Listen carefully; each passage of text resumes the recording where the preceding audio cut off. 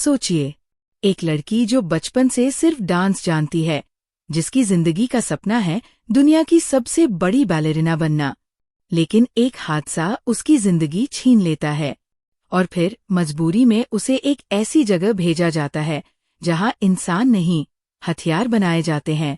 खूबसूरत हथियार। ये है कहानी डोमिनिका एगोरोवा की, जो बनी रेड स्पैरो। डोमिनिका एगोरोवा रूस की मशहूर बैले डांसर है। उसकी माँ बीमार रहती है और डोमिनिका अपनी माँ की देखभाल के लिए हर चीज करती है, लेकिन एक स्टेज परफॉर्मेंस के दौरान उसका पैर बुरी तरह टूट जाता है। उसका डांस करियर वही खत्म हो जाता है। सपने बिखर चुके हैं और अब पैसों की कमी भी है। तभी उसकी जिंदगी में आता है उसका चाचा इवान, जो रूस की खुफिया एजेंसी SVR में ऊंचे ओहदे पर है। इवान डोमिनिका को एक सीक्रेट मिशन के लिए इस्तेमाल करता है और फिर उसे ऐसे प्रोग्राम में धकेल देता है जिसे कहते हैं स्पैरो स्कूल। ये कोई आम स्कूल नहीं है। यहाँ खूबसूरत और युवा लड़के लड़कियों को ट्रेन किया जाता है ताकि वो अपने शरीर, दिमाग और भावनाओं का इस्तेमाल करके दुश्मनों को फंसा सकें। यहाँ इंसान की पहचान मिटा दी जाती है और उन्हें सिर्फ एक हथियार बना दिया जाता है। डोमिनिका को यहाँ जबरदस्त ट्रेनिंग दी जाती है।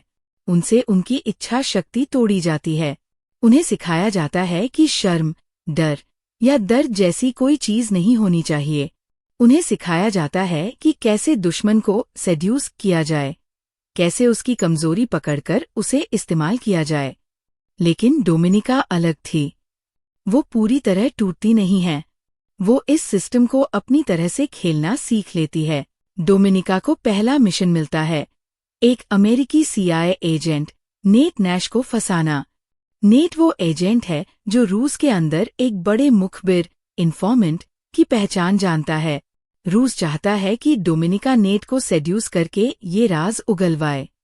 लेकिन यहाँ कहानी पलटती है। नेट और डोमिनिका के बीच एक अलग सा रिश्ता बनने लगता है। नेट समझ जाता है कि डोमिनिका मजबूरी में ये सब कर रही है। वो उसे एक मौका देता है कि अगर वो चाहे तो रूस को धोखा देकर अपनी आज़ादी हासिल कर सकती है। अब डोमिनिका एक खतरनाक डबल गेम खेलना शुरू करती है। एक तरफ वो अपने चाचा और रूस के लिए काम करती दिखती है, दूसरी तरफ वो CIA को भी जानकारी देने लगती है।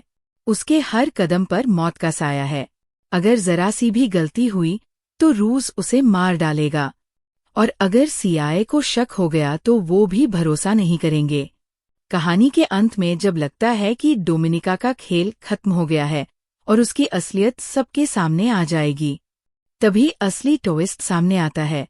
पता चलता है कि डोमिनिका ने शुरू से ही पूरी प्लानिंग कर रखी थी। उसने CIA और रूस दोनों को अपनी चाल में फंसा दिया। वो अपने चाचा इवान को ही धोखे में डालकर उसे गद्दार साबित कर देती है।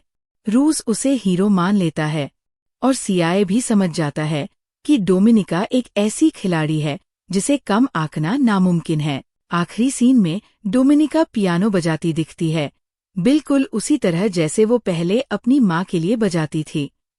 लेकिन अब उसकी जिंदगी पूरी तरह बदल चुकी है। वो अब बैलेरिना नहीं, बल्कि एक रेड स्पैरो है जो दुनिया को अपने हिसाब से चला सकती है। तो दोस्तों, रेड स्पैरो सिर्फ एक स्पाई थ्रिलर नहीं है। ये एक ऐसी कहानी है जहां एक औरत, जिसको सिस्टम ने मोहरा बनाना चाहा, वो खुद सिस्टम को मात दे देती है। ये फिल्म हमें दिखाती है कि जिंदगी में सबसे बड़ा हथियार बंदूक नहीं, बल्कि इंसान का दिमाग और उसकी हिम्मत है।